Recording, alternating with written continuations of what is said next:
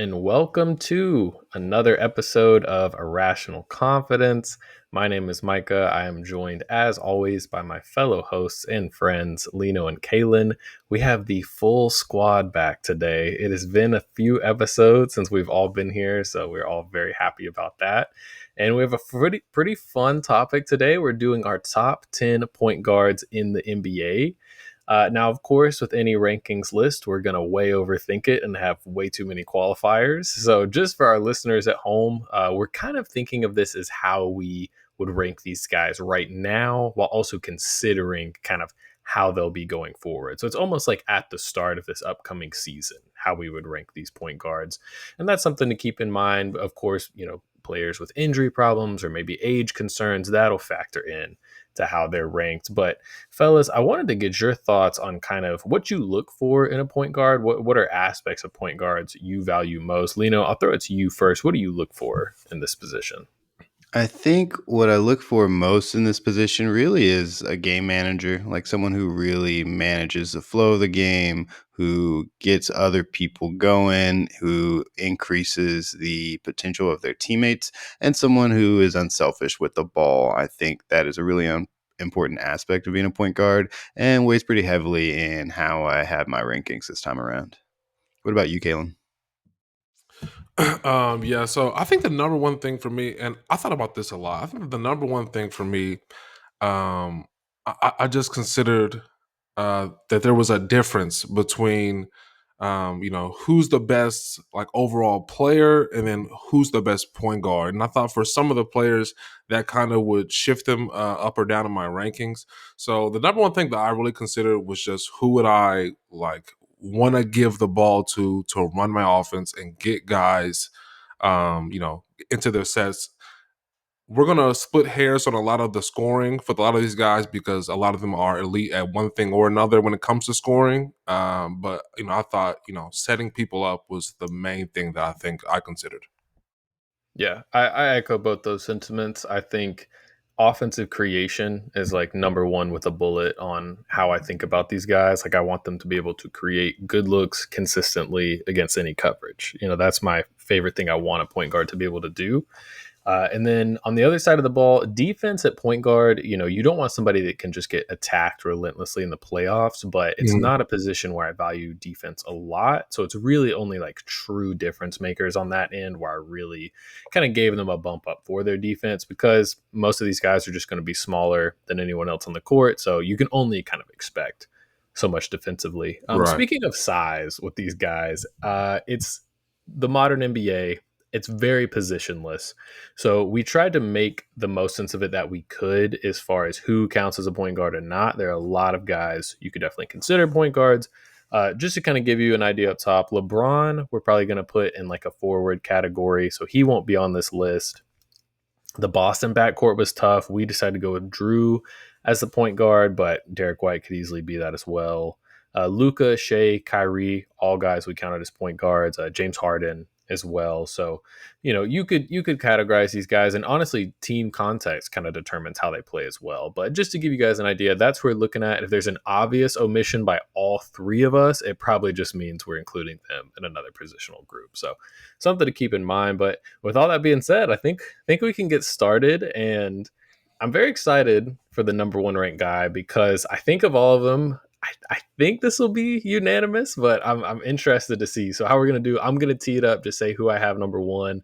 Then the fellas are kind of gonna react to it and say who they had number one. So I went with Luka Doncic as my number one point guard. I think he's the second best player in the league behind Jokic. Incredible playoff run. Basic stats like 34, 9, and 10, 62% true shooting, just a monster of a player. So, Caelan, I'll throw it to you first. Who did you have number one, and what do you think of the Luca pick? Yeah, I definitely had Luca number one. The same. He's definitely the best point guard in the league to me. He's one of the best scorers in this entire category that we're going to be talking about. And in terms of running the pick and roll, like the most common play ran that you can run so many different actions out of, he's the number one guy in the league for me who you want to give the ball to, and that's regular season or playoffs, which is important because I think some of these guys are kind of better in the regular season or the playoffs. But I think Luka's just, the number one guy you want running your offense, day in, day out. So that's why with Luka number one. What did you have, Lino? I agree with you guys. I think this is a very sound pick. It makes a lot of sense, the rationale that you guys have. It's not who Oh. I had at number one. It's the right pick, but it's not the one that I picked. Interesting. I think Luka is obviously the best player in I think any list that we could make right now of any type of list, you name it. Luka's probably at the top of it. And I do think eventually he will be. But so long as this player is still in the league, I still think it's his spot. And that's going to be Steph Curry. I Wow. think Steph Curry is still the number one point guard in the league from a few different aspects. And admittedly, I did kind of skew the rubric on this in order to make all of these rankings make sense. None of them are following the same rubric, but that's just how I felt like doing it. Steph Curry, I think for the most part, has the most accomplished resume as a point guard, and that's why he has that top spot for me. The other aspect of that is that he also, I don't think, has gotten worse at any aspect of his game over the past 10 years, and that is incredibly impressive to me. His ability to win at a high level consistently and really matter in those spots, as we saw in the Olympics, those things truly matter. The championship that they had in 22 really cemented it for me, and I just feel like when it comes to manipulating offenses, scoring at every level, and getting guys open and getting the ball to them, I think he's incredible at every single level and every single action that you'd want on the offensive side as a point guard. And on the defensive side, while he's not stellar, we've seen incredible effort from him there, and he's definitely not the worst among the group that we have. So that's who I had at number one. I had Luka at 1B, the real number one, and then number two on my official list. But there's nothing wrong with that Luka pick. I just had to give respect to the OG at least one more year. That's very fair. Yeah. That's very fair. I Yeah, like that a lot. Steph. Yeah, coming off the Olympics too, like that's the last men's basketball we saw, so it's hard not to have Steph irrationally high, which you really can't do with somebody of his stature. So good pick here. I was interested to kind of look at where his shooting was compared to how it's been in years past. Because I did note like people had said there had been some drop off. Now, of course, for Steph, that drop off is everyone else's best year. But I was interested to see his true shooting was at I think like 62%, which is still awesome. But there are going to be some guys we'll talk about that are a little higher. For reference, Luka is also at about 62%, and it's hard to argue with Steph. There's probably a little bit of defensive slippage just as he's gotten older, and we don't know what next year will look like. It could get more severe, but definitely a stellar player. So no problems with that pick there. Caelan, who did you have at number two since we were both with Luka there? At number two, I had Shai Gill. Okay, Shai Gilgeous-Alexander, number two. nice.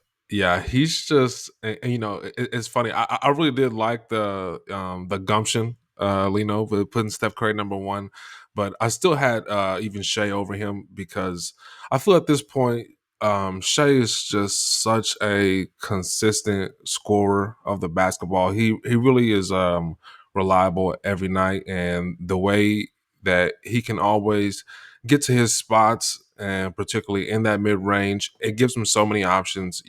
Shai, he can keep going and get to the cup. He can, pull up for a jumper. He can, he has the floater. He has the passing chop. So, I really just kind of value a guy like that, particularly in the playoffs when he's going to be able to, get you quality possessions. So that's why I had Shai at number two. But who did you have at number two, Micah? I had Shea as well, Okay. most for the same reasons you did.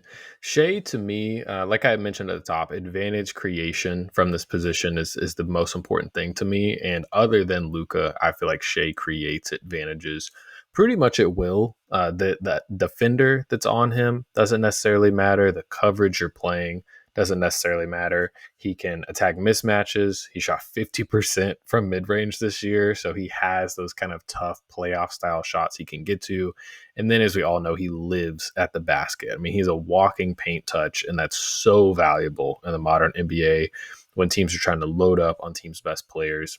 And while Shea, I think he's at about 6 assists a game, which is on the lower end of the guys we'll talk about. We know his first pass isn't necessarily an assist, but it kind of starts that machine, that drive and kick cyclone that the Thunder utilize to create so many good looks for one of the league's best offenses. So that's why Shea was number 2 for me. I don't know if you guys did tiers, but I did. I had Luka in his own tier at 1 and Shea in his own tier at 2. I feel like those guys are solidly gold and silver for me. Lino, who did you have it to? At that point, I had Luca, but right after that, I Mhm. had Shea. For all Nice. the reasons you guys said, I just think he's incredible when it comes to manipulating the defense, finding the right opportunities. And when I speak about like game managers, I feel like in football that can be a bit derogatory, but in basketball, I think it's so important. It's what made Chris Paul one of the best for so long, is that he managed the game really well at a high IQ level. And I think Shea does that exact same thing, and also comes with a ton of skill when it comes to scoring and passing. So he definitely deserves to be in that bracket, and I've got him pretty close to where you guys have him. Nice. Yeah, and we should mention Jay's defense is good. Like, he does a lot of event creation, gets a lot of steals.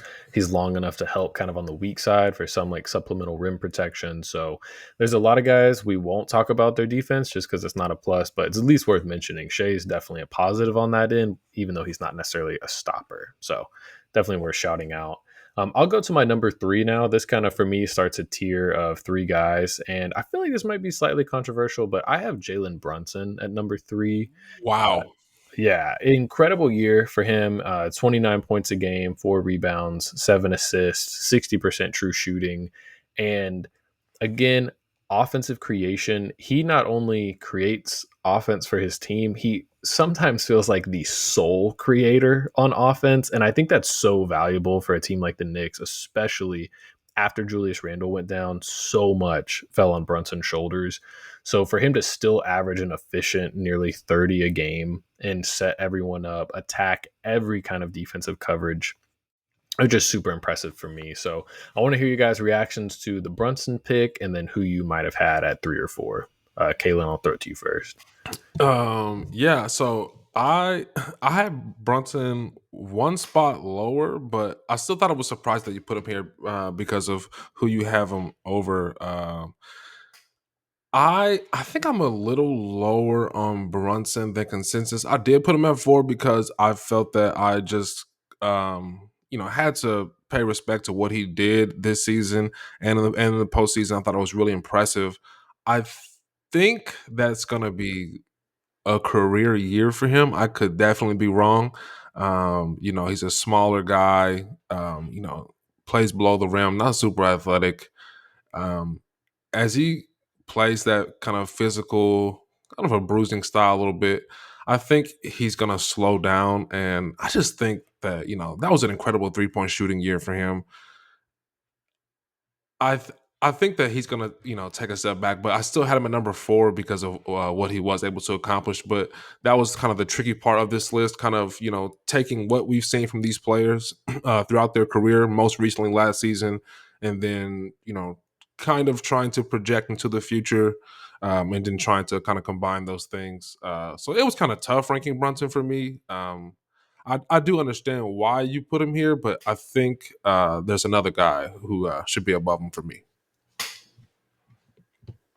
Yeah, no, that makes sense. Lino, what do you think about the Brunson pick and who did you have it? I believe that would be 4 for you now. Yeah, I had somebody else here as well. I like the pick. Again, in the same boat. Brunson was right after this next person for me. But my next tier of people is kind of like has its own description. And the person I had above him was just one more person who I think is just an excellent game manager as far as managing people on the court and getting the ball moving in a way that leads to a lot of success. I actually had Tyrese Haliburton at 4. Okay, cool. Yeah. I would I like to just get into the Halliburton discussion for sure. Yeah, and we can either do that now or we can. I feel like he's lower on people's lists, so if you guys want to talk about him later, but generally speaking, I just had him in this tier of guys where they're just elite at getting the ball around in a way that I think translates to success. I've got Trae Young super low on this list, generally speaking, because he also moves the ball around a lot, but I don't think it leads to success. Whereas Tyrese Haliburton, I think, has seen success at many different levels of basketball through his playmaking skills. And so he's in that tier. But Brunson I have right after that because I think he fits into a tier of great point guards who have this kind of game takeover element to them. And there's a couple guys in this list who kind of fit in that same tier, which I value a little less than where I have, Steph, Luka, Shai, who are guys who obviously are great playmakers, but also great takeover guys. This next tier is like purely takeover guys, which I think I value pretty highly. And Jalen Brunson is at the top of that list because when you need it, when you want it, he's going to give you the buckets and he's going to make things happen. And he's incredibly skilled at his position in that regard. So I'm not mad at him being above whoever else you have there. I just have him one spot lower. Okay, cool. That makes sense to me. Caelan, out of curiosity, where did you have Haliburton on your list? I had Haliburton 5, one spot below Brunson. Okay, cool. So I think we can go ahead and get into Halliburton now then, since we were all kind of in a similar range with them. So I don't know about you guys, but for me, my biggest question with Halliburton is how to navigate that hamstring injury. Because pre that was like a first team all NBA caliber guy. Like when he and really the biggest drop off was the 3-point shooting. I think he finished the year at almost like 35% from three for the totality of the season, where every season beforehand he had been at 40% plus. So for me, I'm like, okay, that's probably the hamstring injury, but it was increased volume, increased difficulty on these threes. But if you project him to be a 40% 3-point shooter and keep everything else relatively the same, I mean, that's a devastating offensive engine. Probably to me, the second best passer on this list after Luka, and his tempo control, how he controls the pace of a game. I mean, the other 9 guys on the court, it's like they don't have a choice. They have to play at the speed he wants to play, and it's very unique. So, Caelan, you're the one that's probably talked about Haliburton the least at this point. What are your kind of feelings on him as a player and just the season he just had? Real quick, so you had Tyrese at 4, is that right? Where did you have him? I had Tyrese down at 7. Oh, okay. Yeah, so a similar kind of range, though. He's in one tier below the guys we're talking about. Okay. Yeah. So I am really high on Tyrese, even though I had him at 5. I think it was just like 1 year too soon to kind of put him where I really want to put him. But I think he's the one guy on this list that like has the true potential to get a lot better. I think he'll probably rise as high as 2. I don't think he'll be better than Luka, but I think he can get as high as 2 on this list. Because he is such an electric player and he has such a feel for the game and the position. Some of these other guys, we talked about Steph Curry. He's a tough guy to evaluate because Steph Curry is such an all-time generational player that happens to play point guard. But a lot of times he doesn't have the ball in his hand. Draymond's more of a point guard than he is in a lot of the sense. Tyrese Haliburton has a tremendous feel for the position in terms of he just knows how to set guys up. He kind of has that Jason Kidd feel where he just knows whose turn it is to touch the ball. I think that's incredibly valuable. He has something that is just like a natural gift in that some players, when they grab and go, there's an infectiousness like amongst their teammates where it's just everybody knows, okay, get out and go. Tyrese has the ball and he's going to find the right guy. I think that's pretty rare. So I like value that highly. I think that based on how he kind of finished the season and mostly the postseason, I was really turned off by how he kind of looked a little, afraid in certain spots. That kind of turned me off. I don't think that's who he is. His first postseason run. I'm glad he got that Olympic experience with, all those incredible players. I think that's going to help him. But I see tremendous growth in this guy. So I had him at 5, but I think he's going to get as high as 2 before it's said and done. Honestly, yeah, I probably would have put him higher on this list, except for the fact of what you just mentioned, kind of the way he finished last year. Yeah. And there's a general sense of unseriousness It's like not as much unseriousness as like other players. Like it's not like a LaMelo Ball level of unseriousness, How old is but Tyrese it is. though? He's not very old. He's got to be what, Like 22, 23? 23? Yeah. Yeah. And So it's he like, is. I and so mean, like right now at this age, at this level of his career, that's probably what's got him stuck at this 4 or 5 yes. position to me. But with some time, I definitely see him being way closer to the top of this list, and probably could have been there had, the end of this year and maybe a bit more of an impressive run in the Olympics had arisen this past summer. He probably could have been closer to the top of this list for me, at least. But I'm glad I kind of felt crazy putting him at 4 because I was like, I feel like I don't know if people generally still feel great about Halliburton based on how that year went. But I'm happy to hear that you guys are still relatively well, except Micah. Micah severely disrespects Yeah, Tyrese. Micah. Yeah, Seven's Tyrese Yeah. at crazy. 7's a little crazy, Micah. Let me get into it, yeah, because so a couple things I think about with Tyrese. Number one, his ecosystem is very favorable. He plays with 5-out spacing. We see how much that does for Shai as well. That really helps when you have that much shooting around you, and especially the way they play, the athletes he plays with. I think he plays in a very beneficial system. But for me, Tyrese versus some of the other guys that we're going to talk about, or other guys I have over him, the two things that kind of hold me back on Tyrese a little bit, and I'll say I love him as a player, and the smartest people I follow, including the two gentlemen I'm talking with, are higher on him than me, which scares me. I feel like I'm missing something. So I don't want to sound too critical, but it's the isolation game and the rim attacking game. Those are the two things with Tyrese that I feel like he lacks slightly compared to a lot of the other guys we're going to talk about, because the Pacers showed they can play their game all through to the Eastern Conference Finals. They had a great run, but I do feel like they had an advantageous run. So I would like to see a full playoff round lineup where he's having to just hunt mismatches. He's having to attack in isolation. He's having to finish around rim protection. It's things that he can do, but I don't think he can do at the level of some of the other guys we've talked about. And that's just something where, especially in the playoffs, I feel like you have to be able to bend the defense. You have to be able to attack good defenders in isolation. You have to be able to get paint touches to set up your guys. So Halliburton's a savant, genius passer, tremendous 3-level scorer, but it's just that rim pressure and isolation efficiency that it gives me a little pause, but still Look, like man, just make sure the apology is as loud as the disrespect, okay? I don't feel like this disrespect is loud. This is a whisper of disrespect. Okay, so who? Okay, who was your 4 again, Mike? I'm sorry. Who's your 4 Yeah, again? so we can kind of let's get back on track because I do feel like that'll help us kind of highlight, because there's one guy above Halliburton y'all are gonna be upset about. So, but Oh so no. number 4 was Steph for me, who we covered, all time player. Number 5, I had Damian Lillard, and that's somebody I'm curious to hear you guys' thoughts on.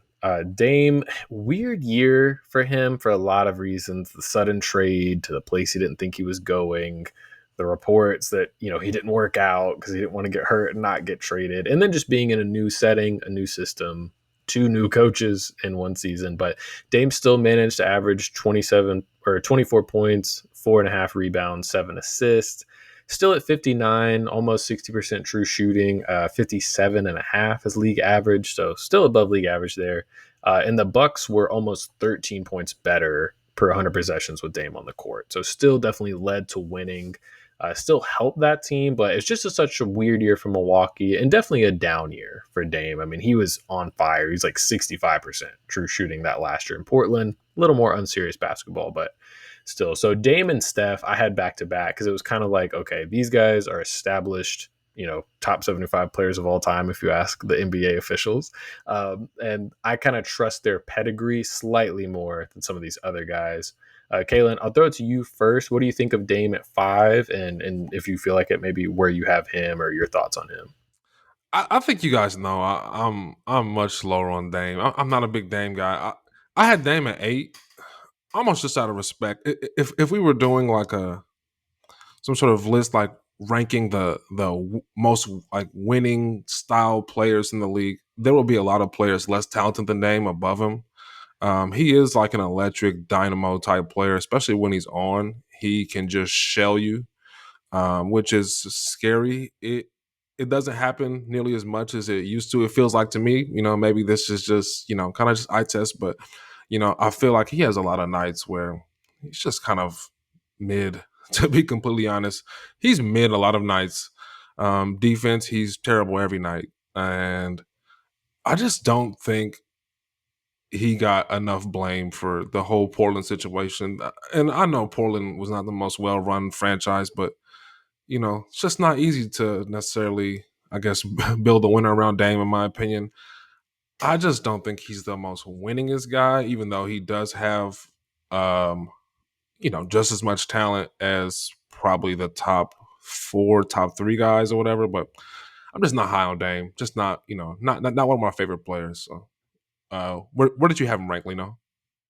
Yeah, I actually had him at 8 too, and I'm glad you said all the disrespectful things so I don't have to say them because I feel bad You're about welcome, buddy. it. I appreciate you doing that. Yeah, I just think, and yeah, I have him at 8, trying my best to discount all the weirdness of last year and being optimistic that he's going to have a bounce back year this next year and be able to impact winning a little bit more on a team that has some time to really put things together again. I think it is incredibly difficult to put together a winning and complete season with no training camp and, really late offseason trades and new coach and all these different elements that come into play. He definitely has some blame in that because at the end of the day, you still have to play basketball. But he's got certain skills that I just feel like don't always translate to winning as much. This is kind of the general consensus, I feel like, is that he's got great skills. They don't translate to enough wins, especially deep into the season and in the postseason. I had a couple guys ahead of him. You had Yeah. him at 5, right? Or 6, Mm-hmm. Micah? 5. At 5, I had one, two. I should have numbered this 1, 2, 3, 4, 5. I had Brunson at 6. After that, before Dame, I have Kyrie Irving. Oh, wow. Yeah, Kyrie Irving, and I'll go ahead and say this too. Right before Dame again, I have James Harden. It goes Kyrie and then James Harden, and these guys kind of finish off the impact players. James Harden, obviously, a lot more in the regular season, but as far as guys that just on a lesser note than how Jalen Brunson does it, can really impact winning by, taking over a game. Like I feel like they have that takeover element, Kyrie historically, but also had, and he had some tough moments in the playoffs, but he also had some amazing moments in the playoffs this time around, and where the Mavs and Luka really needed him, and he showed up in great ways. And so he's got that spot for me. And I think when he's on and when he's doing things on the floor, not only is it magical, I do think it translates to winning a little bit more than it does with Dame and James Harden. But that's kind of where I have them right now. What are y'all's thoughts on Kyrie Irving, and where did you guys have him on the list? Caelan, See, you go first. yeah, see, I think Yeah, it's about to get disrespectful again. Let's see it. this is why we should have started off with who we left off our list. I had Kyrie ranked Oh, like 14th.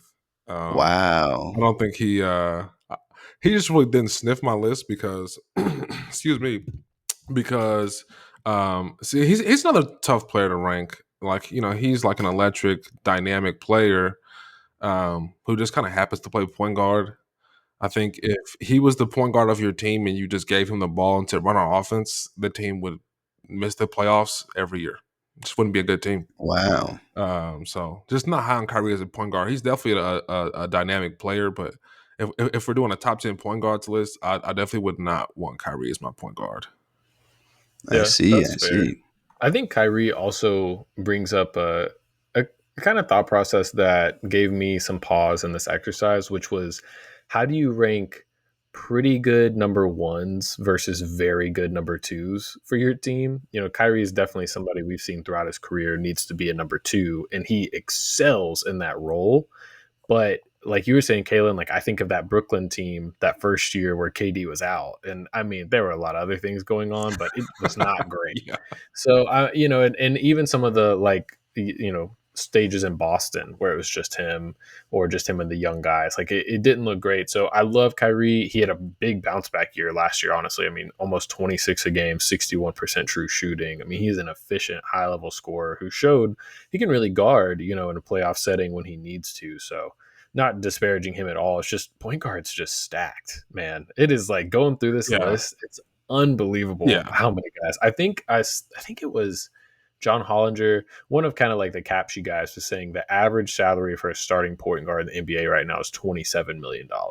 So, I mean, it's insane how good this position is. And that's only going to go up. So, yeah, I had Kyrie 12th. So he was right on the end for me. He was in a tier from like probably like 10 to 13 or 14 where all those guys, that last spot was tough as we kind of discussed. So we'll circle back to kind of our guys that we had on the end there.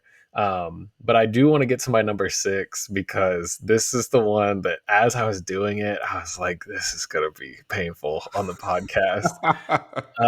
But number 6, following Brunson, Steph, and Dame, I have Ja Morant. So Ja Morant, I used his 2023 stats because he played like all of 7 games this year. But he was at 26, 6, and 8. Only 56% true shootings, like right at league average.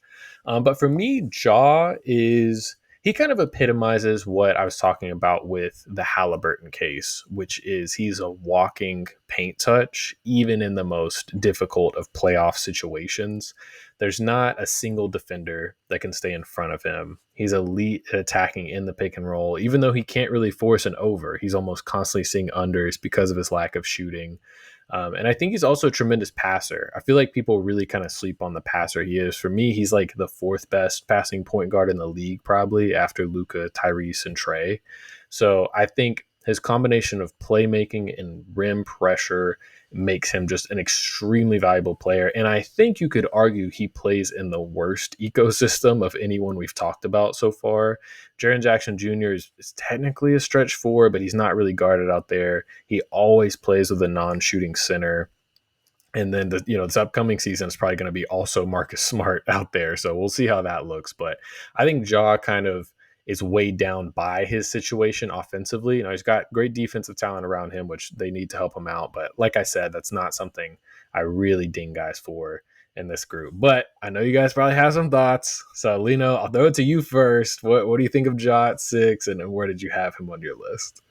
For me, I just don't have him up there, man. I can see everything that you're saying there, and if all works out and he comes back the same, then it'd be very easy to see that take place and him deserve that spot. But right now, there's just a lot of questions about who Ja Morant is going to come back to be and the team that he's going to come back to. You're right. He's going to be out there with Jaren Jackson Jr., not a great shooter. Marcus Smart, non-existent shooter, really.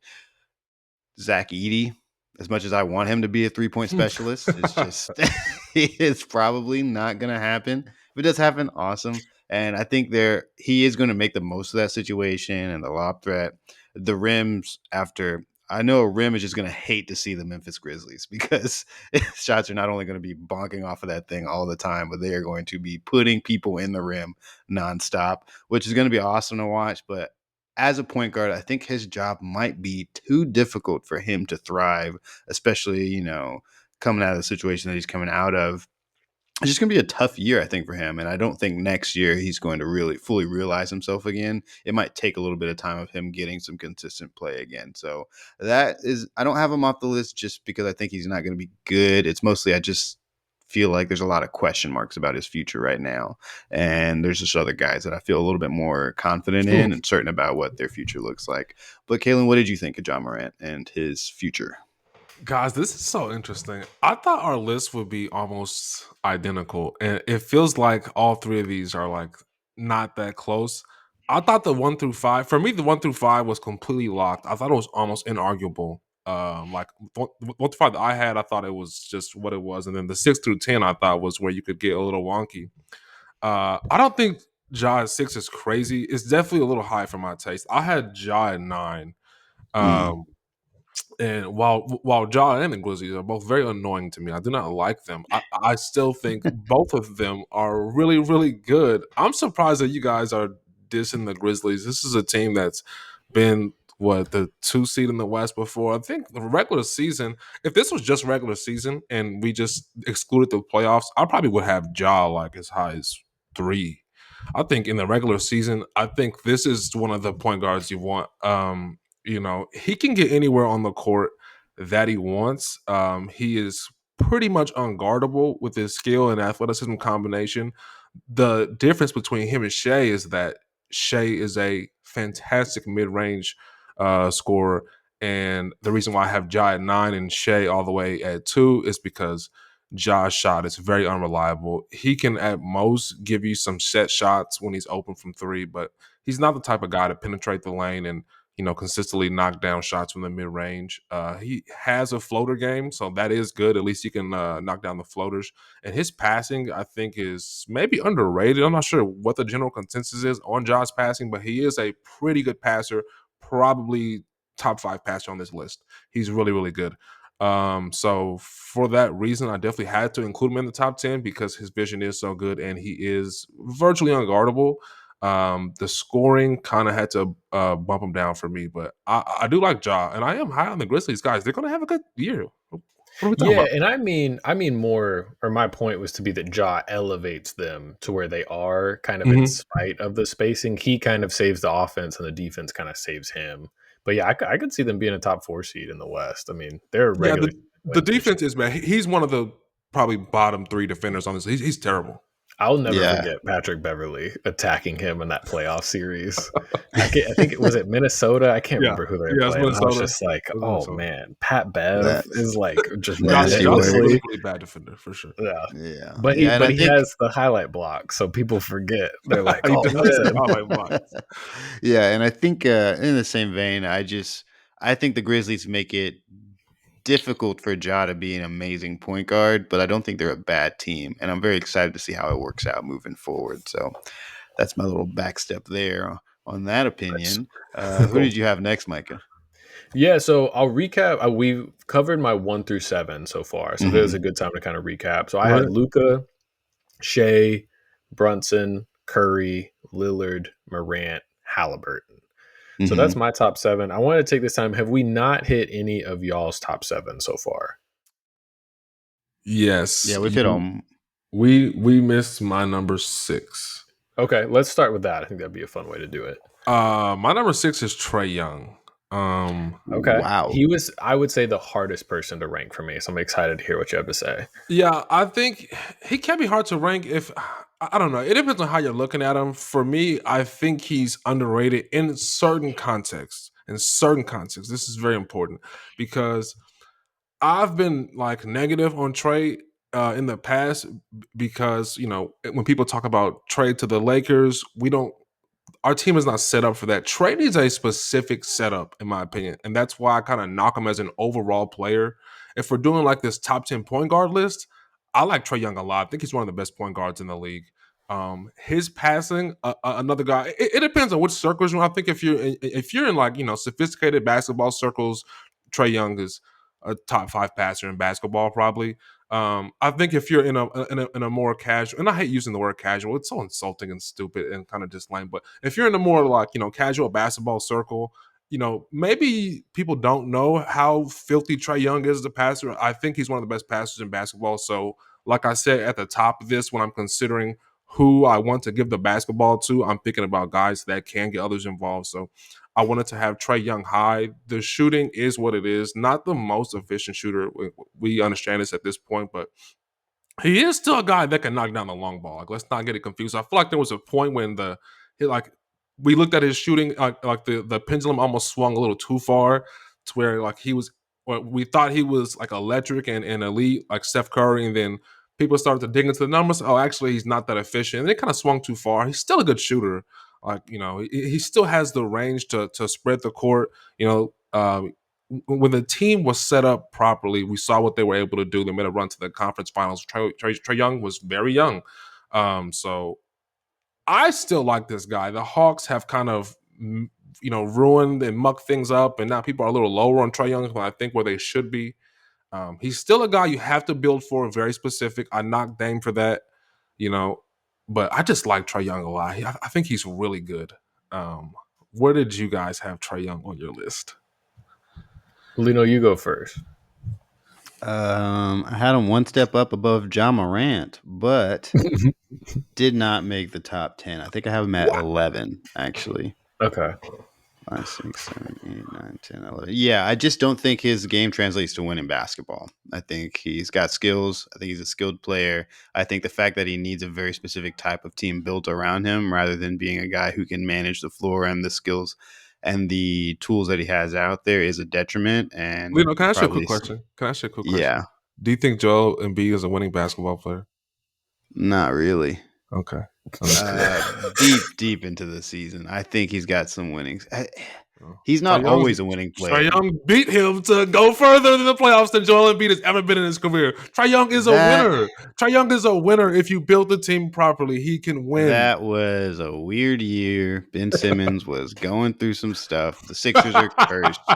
Getting over the Sixers means almost nothing anymore. And we all done it. Every team in the East has done it at this point. That's true. That's literally, it means nothing to beat the Sixers at this point. That's crazy. Not a litmus test for anything. Every decent team has beaten them in a playoff series.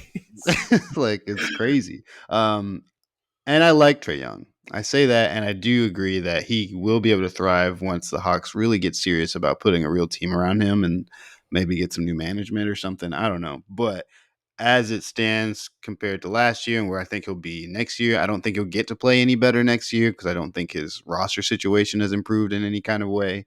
And without that, he just doesn't have an avenue of having a better season. And so that's why, and like, if you can't do better for yourself, regardless of the circumstance, like that's just tough. Like, it's hard to put you on a top 10 list in that way. But he's right at 11, so he would be, right there. I really want to know who, like, your 6 through 10 is like interesting. I want to know who's on your 6 through 10. Well, I had Dame there, but you had Dame at 6. I think I have Dame at 8. Yeah, I had had 8. I had Kyrie at 6. Kyrie the one thing at you guys 6. probably hate is that I have James Harden at 7. Oh no! Yeah. Whoa! Make your case. Yeah. I don't really have one. I just think he's really good. And even though he's not really good all the time, I just really like his ability to, the way he takes over games and his IQ and kind of the game manager that he's able to be while also being a high level scorer. It feels kind of like the shadow of what a great point guard's supposed to be. And he's had, an incredible history of being a great point guard.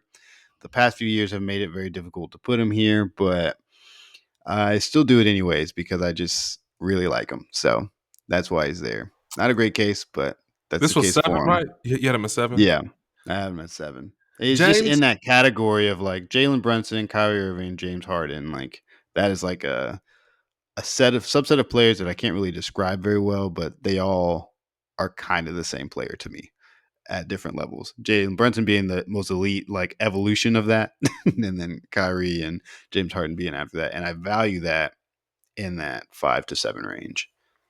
I think the thing with James Harden, he can get as high as 3 for stretches, but I think the thing about the best players in the league is that they can do it night in, night out, regardless of matchups, regardless of playoffs or whatever. And I just think that if we were going to rank these point guards and who was the most reliable, he'd be last for sure. He is the least reliable player. But when you say that, when I think about every player I have after that, none of those guys are guys that I feel like can do it night in or night out, or do it at the level that James Harden can achieve. Like, Trae Young is not a guy. John Morant is for sure a more consistent player than James Harden, no question. If he can do it, like, he still has to have a full season of great play. Like, that's fair. It's just, that's fair. I just don't know, and that's the only reason he's not. Yeah, this is not that's the only reason he's not. Like, if he had a regular season last year and has a regular season next year, like, he'd easily be like 5 or 6 for me. But all the question marks around not only how he's coming back, but also the situation he's coming back to. Right. Is the only reason he's the anomaly in that. Yes, he's definitely a better player than James Harden, but I just don't know enough about what his life is going to look like for the next year. Whereas everybody after, like Trae Young, I was like, I don't think that's a guy that can perform to the level of James Harden way more consistently, especially given how dependent he is on his circumstances. And so James gets the 7th spot, and Wow. that's Go just ahead, what it Micah. is. Go ahead. Hey, ride for your guys. I mean, what can you say? So yeah, you guys kind of covered Trae and James Harden there. So I don't have a lot to add. I'm excited to see Trae's season. I hope he has a better kind of ecosystem around him. I think the DeJounte fit was just weird, and I wouldn't be shocked if the Hawks are better this year, even though they probably have less talent with DeJounte out the door. So Okay. it's I interesting to would see be how shocked. that'll look. Okay. And then, so we also didn't say my 7 either. Okay, Mhm. let's go there. And this guy's 1,000% better than James Harden. My number 7 is De'Aaron Fox. he. I mean, I don't necessarily like to fall in love with this guy is the number 1 on his team, and that means because I'm an Anthony Davis fan, and I feel like that kind of takes him out a lot of the discussions. I feel like it's unfair. But in this case, I do want to give De'Aaron Fox for being the kind of sole guy on this team. I know Sabonis is there. Fox is really the guy that makes this thing go for me. And I do value the pull up mid range jump shooting. This guy can get to the basket almost better than anybody in the league. He's so consistent in that regard, and he plays on a team that really, outside of it's really him and Malik Monk in terms of like shot creation from their perimeter, and that can be tough at times because a lot of times those guys don't play on the court at the same time. So really, it's just kind of him. And he kind of just answers that bell night in night out, and I have a lot of respect for what De'Aaron Fox has been able to accomplish, taking this Sacramento Kings team to the playoffs. I think that's very difficult to kind of break that glass ceiling there. So I had to give him kind of extra credit for being the leader of this Kings team, being the lead guard. So I had him at number 7. Nice. Please tell me, Lino. Please tell me you have De'Aaron Fox ranked. Yeah, he's 10 for me. Okay, that's Yeah. low. And he'll That's definitely be low. higher in the future. Yeah, he's definitely be higher in the future. I just don't think, and I think there is a great case for him to be anywhere in that 8 to 10 spot. But the names in front of him that we've talked about, just James Harden, Damian Lillard. He's probably better players than them right now, but I don't think he's really elevated to that level of player yet. And as a guard, I don't know he's like a much better point guard than them at like the point guard duties. Like he's probably a better athlete, he's probably moves around better, probably plays defense better, but as a point guard, I just don't see him being He's on the much lower more end of elite than those playmaking on guys. this list. Yeah. And so that's the only reason he's at 10, but those are things that he could definitely improve upon and be better in the future, but I'm definitely impressed with him and he definitely had to make the list. Cool. Micah, Nice. where'd you have Yeah. De'Aaron Fox? I have Fox at 9. So we're Okay. all kind of in the same kind of range. I Okay. love Fox. Like I've talked about a lot on this list, rim pressure is so important for me at this position, and he has that in bunches. I mean, he's getting to the basket in transition, in the half court. It doesn't really matter. Like you guys noted, he has a slightly less, a lower assist total than a lot of guys on this list, and he probably isn't in the top half of, passers in the top 10, to be clear. But he has a big man that facilitates a lot, that soaks up a lot of those assists, and he's able to play with him. We've seen Fox kind of adapt to a lot of different surroundings. I'm curious to see how he does with DeRozan. I think their games kind of oppose each other, but it could be in a way that works. So yeah, I'm a big Fox guy. Also, a good amount of defensive intensity compared to a lot of other guys on this list. He'll heat up the ball and get some deflection. So he's definitely not like a disaster on that end. So he gets a point there for sure. And I think we only, if I'm looking at it right, I had Trae Young at 10 if I didn't say that. So we've covered everyone in my top 10 except for my number 8 guy, which is a guy I feel very passionate about. Because to me, point guard, yeah, he's probably a point guard, but he really wasn't this past year. But he is a ball player. And number 8, I have Jrue Holiday. To me, Jrue is the one of the most winning basketball players you could ever want on your roster. What I did for this exercise is I have his last season with the Bucks stats right by his Celtics stats, and it's just so cool to me. Like, in Milwaukee, he was like 20 a game, 7 assists, 5 rebounds, above average true shooting, which is like their primary creator. And then he goes to Boston and obviously a much more like reduced role. And he's just seamless in it. He's like 12 a game, 5 rebounds, 5 assists. The shooting goes up because there's less burden on him. And as we all know, like I said at the top, defense at the point guard position usually doesn't make that much of a difference. It does when it's Jrue Holiday. You can run almost any defensive alignment with him because he can guard 1 through 5 as good as anyone his size has ever been able to do that. You can start games and you can put Tatum on the center and Holiday on, the primary creator. Or if you want size on the creator, let's say it's Brunson, you can put Tatum on Brunson and you can put Holiday on Hartenstein if you needed to. I mean, he's that versatile. He's that strong. I love how he can attack in the post against mismatches. You can't hide guys on him a way you'd like to hide guys on, a less threatening creator, like you might categorize him on the Celtics. A lot of teams try to put centers on Jrue. That did not work. He's that creative of an offensive player. Passing, similar to Fox, kind of on the lower end, but he can make the right reads. And in Milwaukee, I watched him closely. The Heat played him in the playoffs several times. There were some decision-making instances where I was like, whoa, a step back right now is a choice. But for the most part, very sound offensive player. And just a winner. Like it sounds, kind of like a cliche or kind of like empty words, but truly, if you watch him, even in the Olympic setting, it was just like, yep, get that guy on the court. Like this dude just changes the game on both sides of the court. So I have Jrue at 8. If you even consider him a point guard, it's debatable. But Caelan, I'll throw it to you first. What do you think of Jrue there? I had Jrue at number 11. I wanted to get him in my top 10, but I just could not do it. I think he would be. No, I don't think. I know he would be the weakest creator on my list. And just almost for that reason solely, I just was not going to throw him on the top 10, knowing that there were just much better scorers and creators that I could put there.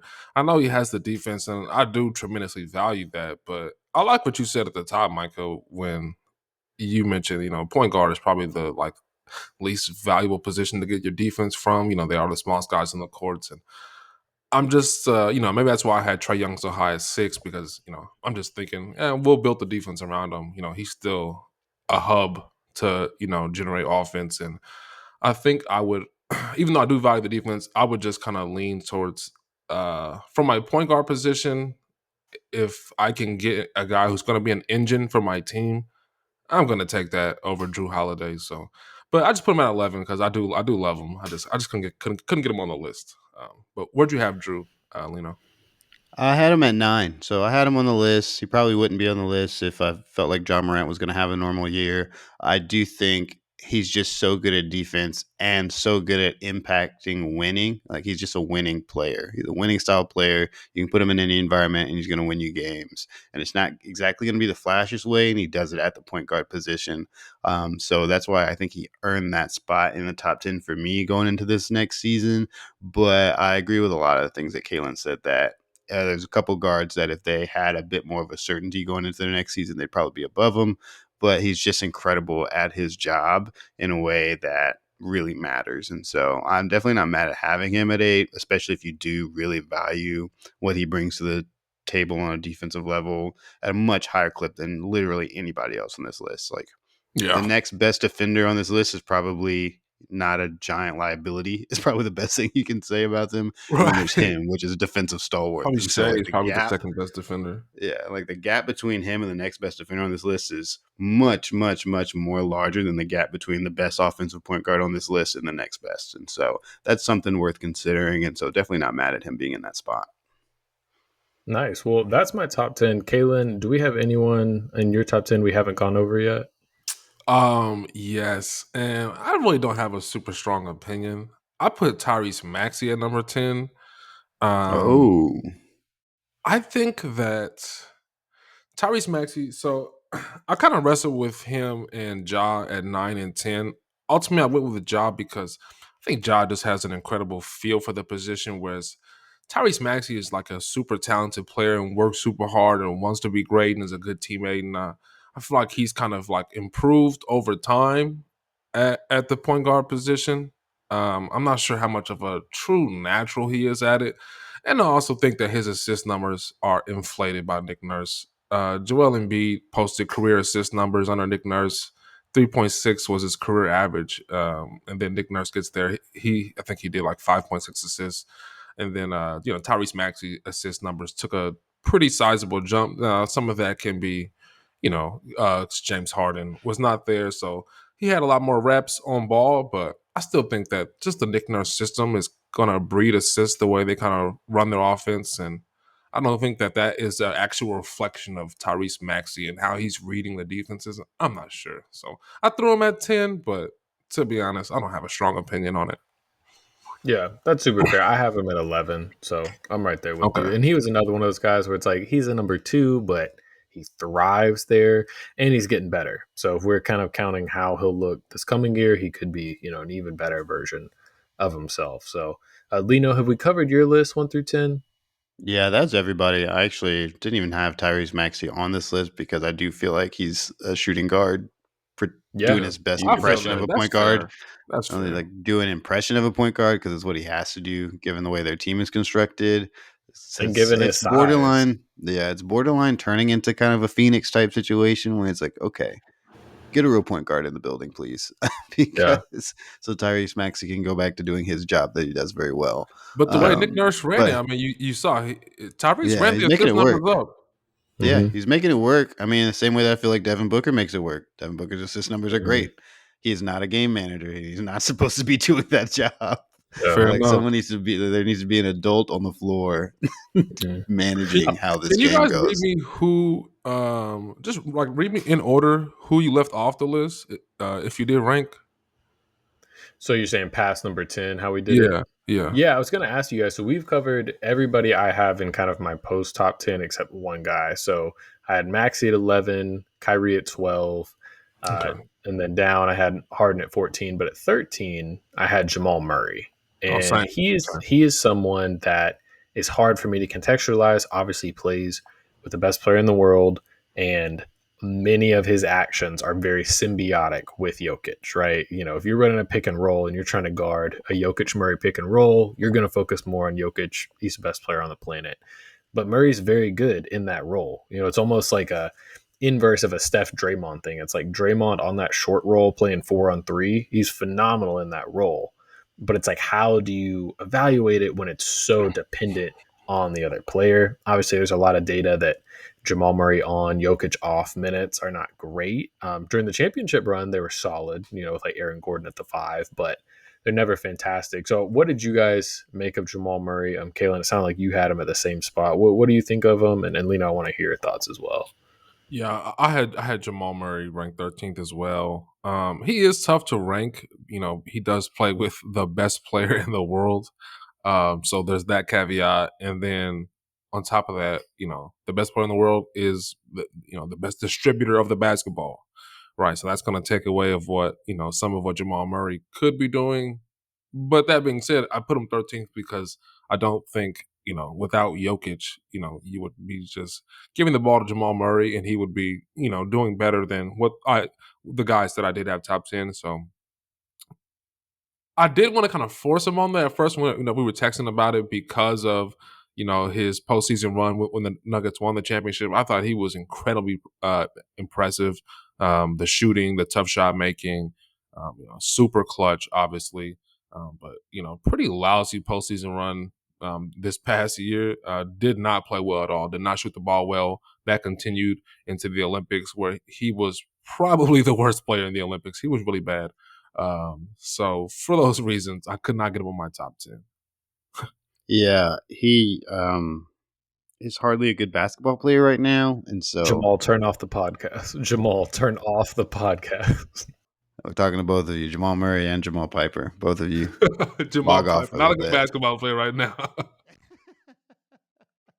Uh, and so having him in the top 10 point guard discussion just seems nonsensical.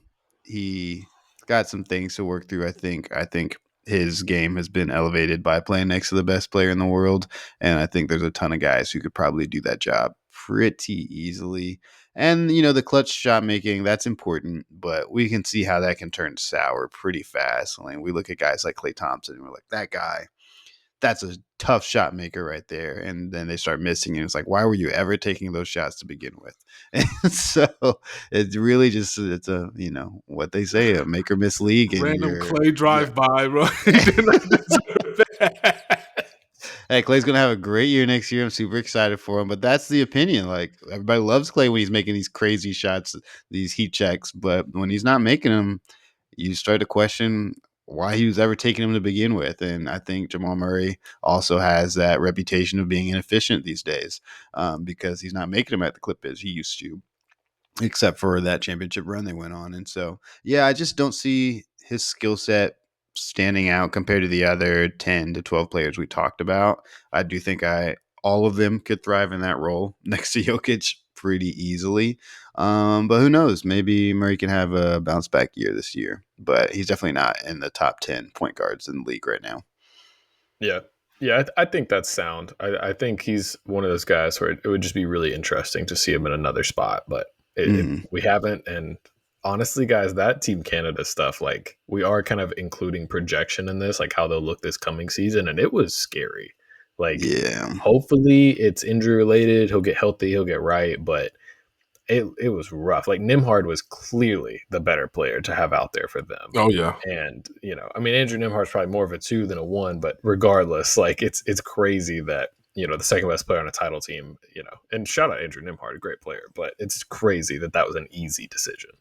So we're coming up on the hour mark. Do you guys have anything else you want to cover? Anything you want to do? I feel like we honestly covered all the guys, really. Did you guys have anything else you want to add at the end here? Hey, shout out to Terry Rozier next year, man. This is your year to get in the top 10. Go crazy out there for us. Yeah. D'Angelo Russell probably ranked 15, I think. Yeah. There you go. Yeah. Yeah. If we could have just taken Terry's Charlotte numbers, I feel like we could have had a real case. It was just when we got him that the wheels fell off. And that's our fault. That's on us.